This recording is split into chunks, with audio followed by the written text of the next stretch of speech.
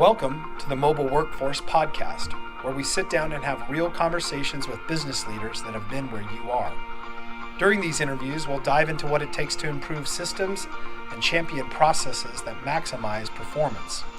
Each week, our trailblazing guests share their experiences and understanding of the workforce to help inspire change, challenge our thinking, and share what it takes to successfully travel the road to profitability. Now here's our host, co-founder and chief evangelist of About Time and WorkMax, Mike Merrill.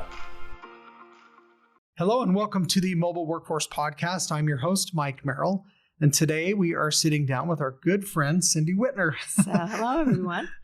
Cindy is with Acumatica and formerly with other partners of ours in the industry. So we're really excited to have Cindy on today, and thanks for joining us. Oh, thank you for having me. You bet. So Cindy, where are we at today? So I'm with Acumatica, cloud ERP software, focused in construction, but also has some other industries that are part of the family, which is fun. Awesome. Yeah, that's nice to include some of those other capabilities besides just construction that we're a little bit more used to. So Cindy, we're at the CFMA conference here in Atlanta, Georgia, right? Yes. Which brings us together, and we're excited to be back here again. Yes. It's been a few years. And this to me is an exciting conference because we have the exhibit hall where everybody wanders through. We can have conversations, but they have a lot of educational sessions as well. From the financial side is very important because construction has some really unique things that we need to follow. And they're CPE credits. So you can get all that follow up that you need if you're a CPA. Yeah. So. Well, I think it's important too. While we're here, so CFMA, I'm involved in our local chapter. I mean, we're in the Rocky Mountain region, and I go to Denver. I'm out of Utah. Okay. So I'm in Pennsylvania, so I'm affiliated with the Philadelphia chapter. Okay. Awesome. And you've been with CFMA for quite some time and involved? I have been with CFMA. So what do you love about it? What keeps you coming back, and why are you, so passionate about your affiliation? I love the people. The networking, I think, is great. So over the years, and I had a few years where I wasn't quite as active, but you see the faces and it's like, oh my gosh, you're back. So that's fun. But I also think, because I'm involved in software, I've done consulting with companies. And I think if you're going to go in, it's important to understand the financial piece because that's like the heart of the business at the end of the day is where are we financially? Yeah. Yeah. So, and you and I think we've known each other for over 15 years. I mean, probably going on 20 by now. So, and you were, at the time, with Maxwell Systems, right? Correct. Okay. So can you tell us a little bit about your journey in the industry and, just somewhat about how you've landed where you're at? Yeah. So I actually, when I was in college, I was working at a bank. Okay. And so afterwards, they offered me a job. So I said, sure, because, a college student doesn't want to take a job to get out of debt. And they had a little training institution, and they asked me to help doing some of the sessions. So they had customer service and just banking regulations and different things like that.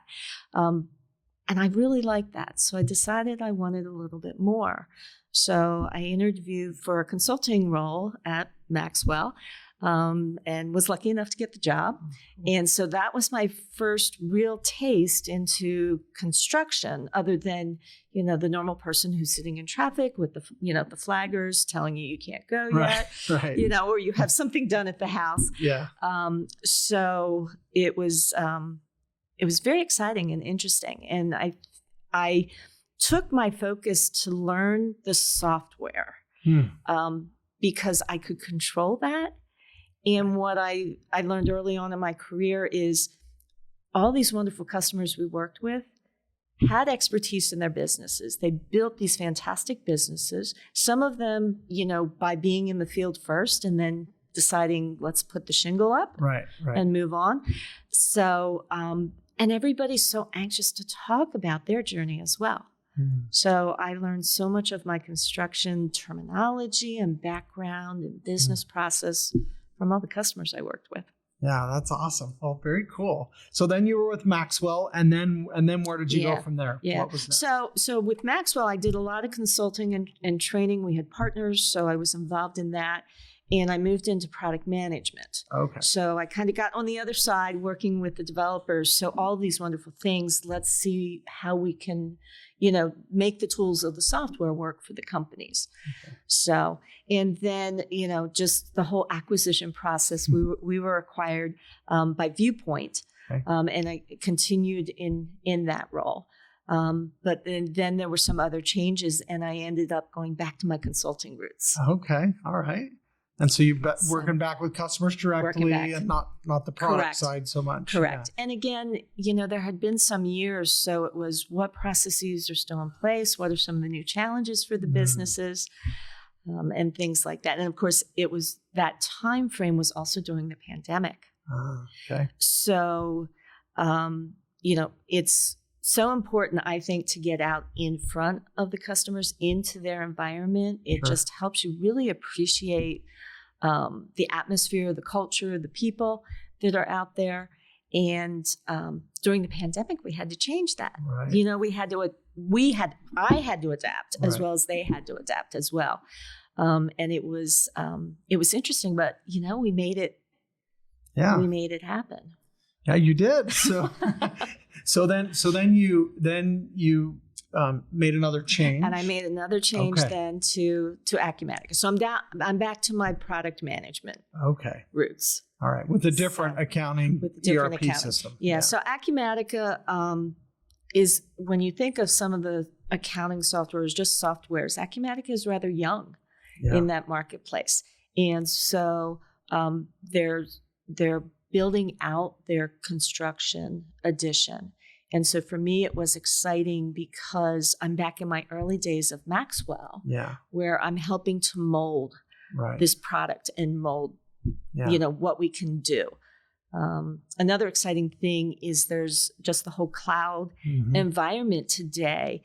There's it's easier to partner with some of the best in breed applications and to build those things. Like you might remember years ago, remember the integrations we would write try to get things to tie and data to flow. Oh, yeah. And it's much easier today to do that. And API endpoints and true integration, not import export. Exactly. Exactly. And it's seamless. So again, we don't have businesses taking not that there was a lot of time, but there was time involved to do those steps. And so we've simplified that process.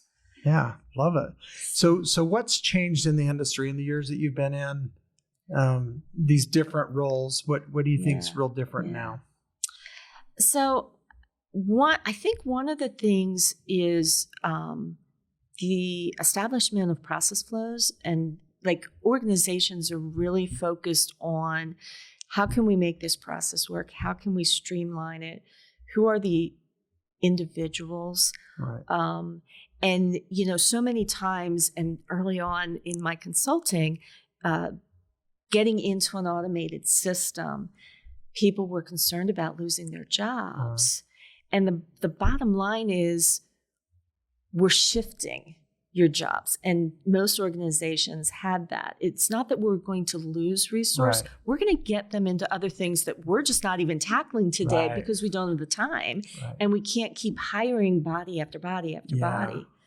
So, so that's reallocating their talents into a more efficient place, right? Exactly. More fulfilling too, really. Right. And it gives somebody a new learning path, a new challenge. There's that extra box. Right? Exactly. Past what we're used to. Exactly. Yeah. Okay, so those are some of the differences. What do you think's the same and that you love about this industry? Obviously, you love it because you can't seem to get away from it. I do. I think, and all industries are probably the same, but there's such a passion with companies, and just like software, we're building something. Same thing with construction. They're building things. It's reinventing, recreating. So, and a lot of new techniques, new focus. We've got the whole environmental pieces that folks are concerned with nowadays, and what can we do to, through solar power or sure. Or green energy, green energy, building. exactly, exactly. Yeah.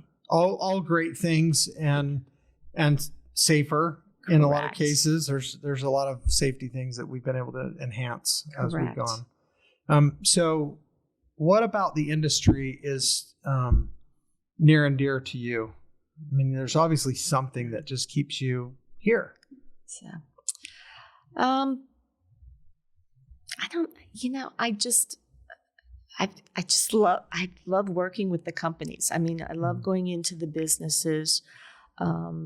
I do construction, but service, the specialty trades have a special place in my heart. Yeah. Just what they do. It's you're helping people. You're doing things for people. Yeah.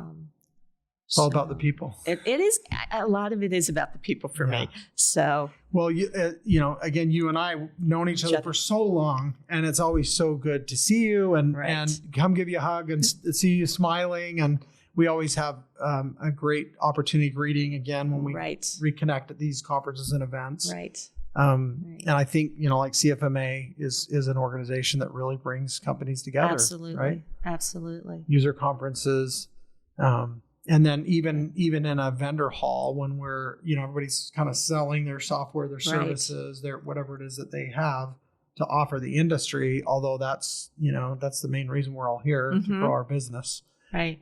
It really does come back to helping people. It does come back to helping people. Want to help people, right? Yeah. So, and CFMA is one of many associations in the construction industry, and it's nice to have that focus. So we're here with the financial managers, the people who are looking at the numbers and trying to figure out how do we deal with the whole material cost thing that's happening right now, and how do we balance the ownership of our projects. How can we better engage our project managers and empower them to look at the bottom line and to consciously, is this a change order? Is it out of scope? All those types of things, and providing the information, making it centralized so that we can evaluate, we can learn from it, and we can grow. And capturing all that data, there are a lot of companies, Acumatica included, that are moving more towards the artificial intelligence and machine learning, that you don't have to pull all these reports and sift through them. The system's going to provide you. They're going to give you, hey, you're within this percentage of completion, or you're going to go over budget. Yeah.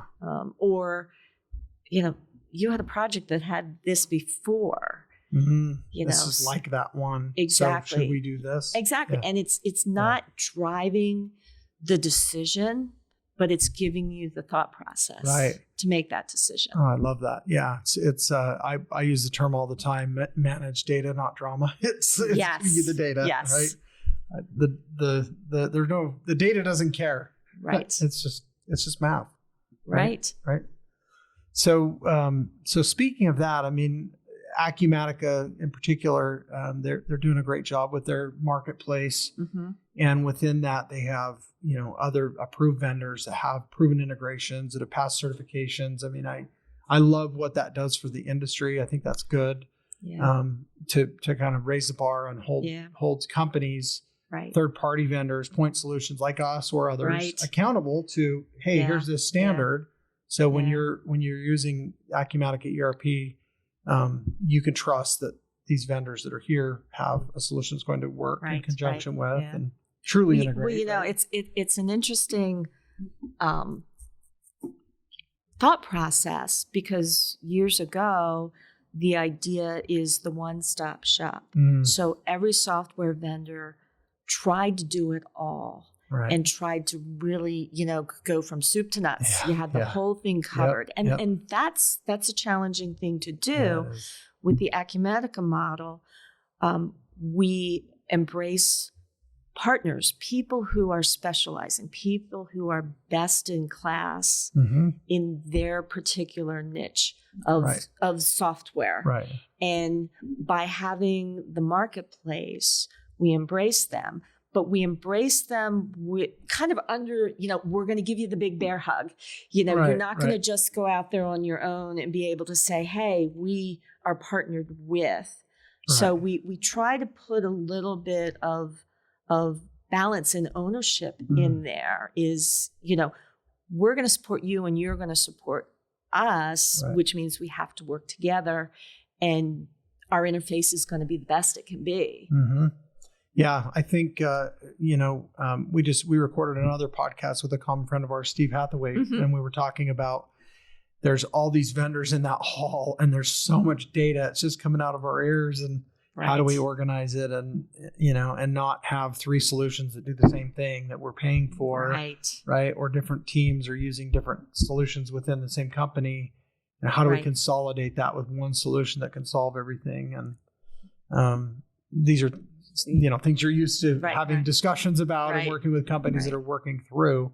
What do you think, from your perspective, is the answer for companies to really start to get ahead of that and not find themselves in that trap where, one, they have too many solutions, they're wasting a bunch of money and they're not leveraging it, or 2, they're not buying enough solutions and they really have a gap?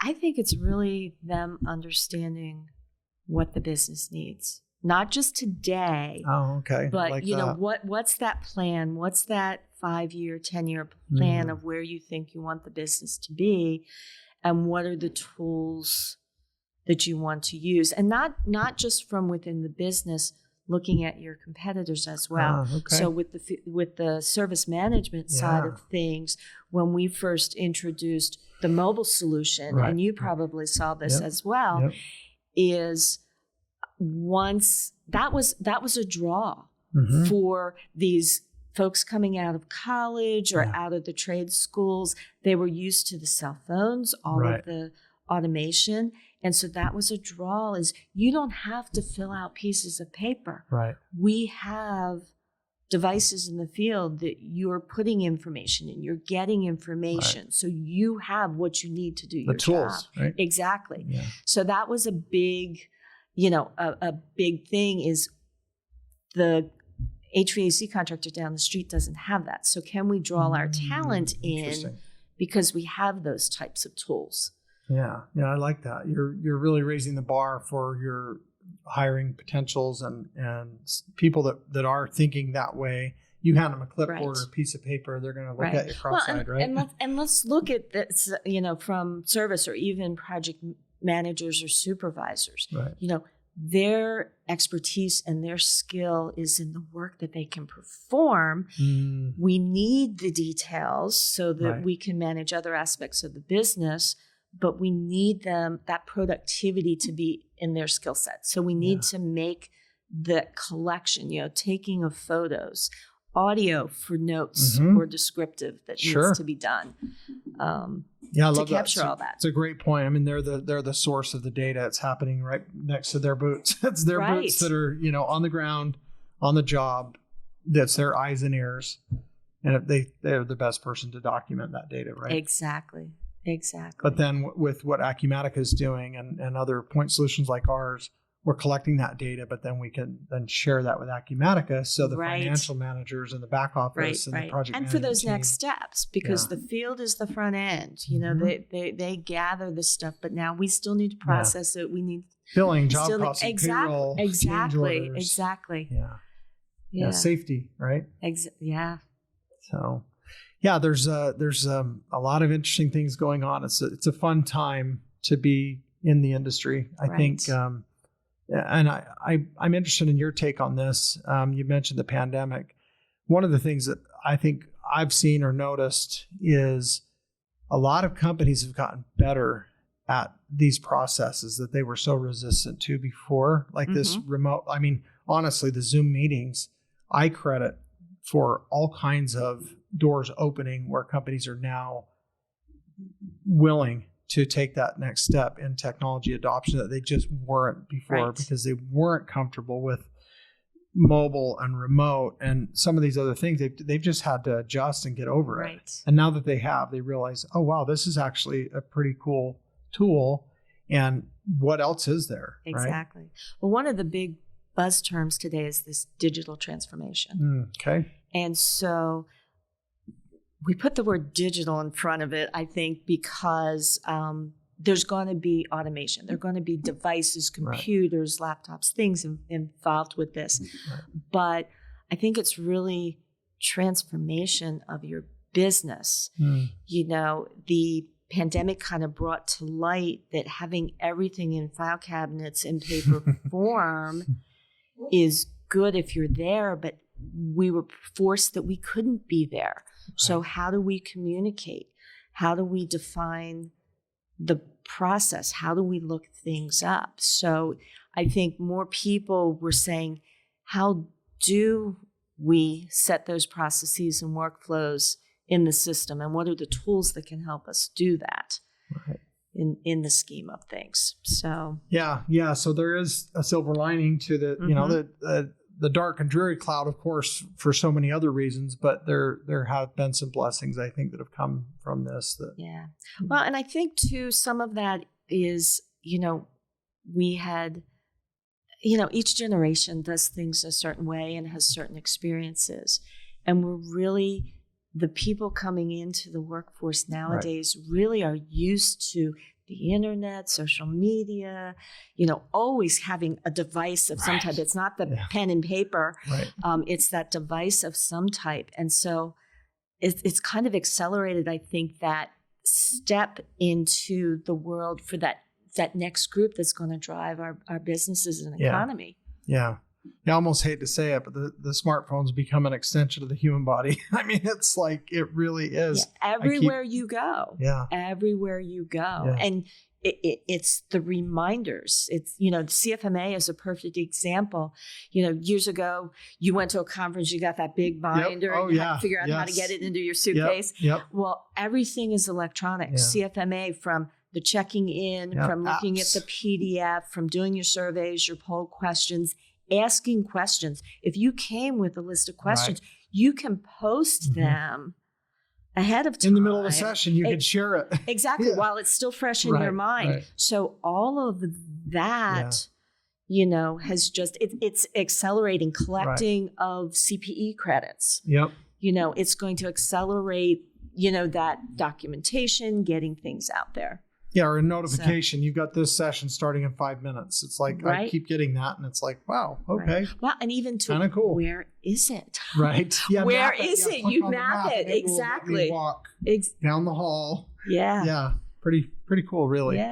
So why shouldn't the construction workers, the labor force, have those tools to build better buildings more efficiently, safer, and ultimately with more profitability? Right? And you see that going in some industries. I mean, you hear about all of the prefab and manufacturing bringing out and just putting together. How many of your, you know, heating, air conditioning, security systems, you know, have a code? You put your phone or your device up, and you get all the critical data. The or whole they're pushing manual, it back. 380 pages.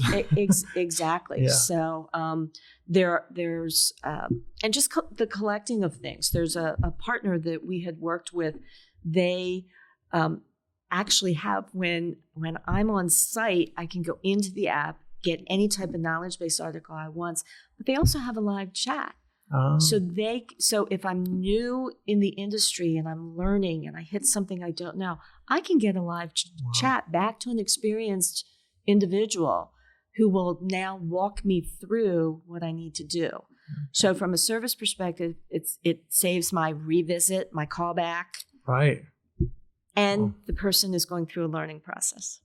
At the same time. At the same time. Recognizing. It's elevating our experience. In a lot of ways, more efficiency. So, it's been fun to be on this journey. You know, in a different swimming lane than you, but you know, I see over there. You know, we keep all moving as an industry, and there's a lot of other familiar faces that are similar that we've all gotten to know as a network. And I mean, bringing it back to something we talked about earlier, I think it really is. It's about that people. It's about that sense of belonging, and that family environment that I feel like we have in construction as well. It's, you know, we spend more than probably more time with our coworkers and people in our company than we really get to with our own families, right. like directly, right? And so I think it's important that we have a good quality of life and experience in the workplace. We enjoy what we're doing. We have tools that help us to do a good job, to have that fulfillment. Yeah. And I think some of these old processes and these challenges that we weren't very good at solving before kept us from some of that. I agree. So, and back in person, I'm very excited about that because we are people.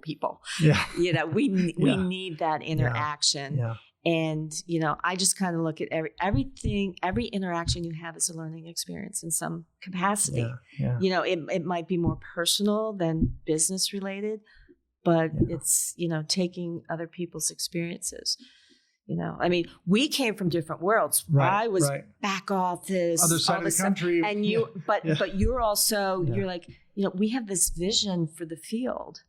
That we need to put devices in their hands. We need to allow easier ways of collecting this data. Which now look at all the things you're doing now. It's not how far it's come from the Palm Pilot days. Exactly. No Bluetooth, no Wi-Fi, no cable sync to the server. That's where we started. So it's been quite a journey, and I keep getting astonished every year at more and more that there is. You talk about the automation and that AI and machine learning, and there's things that GPS geofence. The system just knows. Nobody needs to do anything. Exactly. Facial recognition. You don't have to tell it anything. Just do your stuff, and the system will do the work. Right. So, it's fascinating. It's been really fun. Looking forward to seeing what the future holds as well. So I am too. Well, this has been really fun. I've enjoyed having you on. Well, thank you for having me. I've enjoyed it as well. Yeah, we've been talking about doing something like this, and I'm glad we're able to finally do it now that we're here in person. Yeah. So tell us this: if you were going to share one message or one thing, one takeaway for the listeners from our conversation today, what would you leave them with? Go into everything with an open mind. So I think adapting is something we have to do. Learning is something we have to do, and be open to it. Process it and see how it goes, but be open to it. And the other thing is always be positive. Always smile. I mean, it just... You're good at that. If I can bring a smile to somebody else's face, I mean, there's so much that can just bring you down. Yeah, right. So just, be as positive as you can. Love that. Well, it's a great note to end on. Thank you so much for joining us again today. I've really appreciated it. Well, thank you for having me. I appreciate it. Take care. Thank you for joining us today on the Mobile Workforce Podcast, sponsored by About Time Technologies and WorkMax. If you liked the conversation we had today, or were able to learn anything new or helpful, please make sure to follow us on our WorkMax page on LinkedIn and on Instagram at WorkMax_. And subscribe to the show on iTunes or your preferred podcast platform so you will never miss another insightful episode. Also, if you enjoyed the podcast, please leave us a 5-star rating and review and share the show with your friends and colleagues. Your support means the world to us and will allow us to continue providing impactful information with others looking to improve their results in their business and, in turn, their life.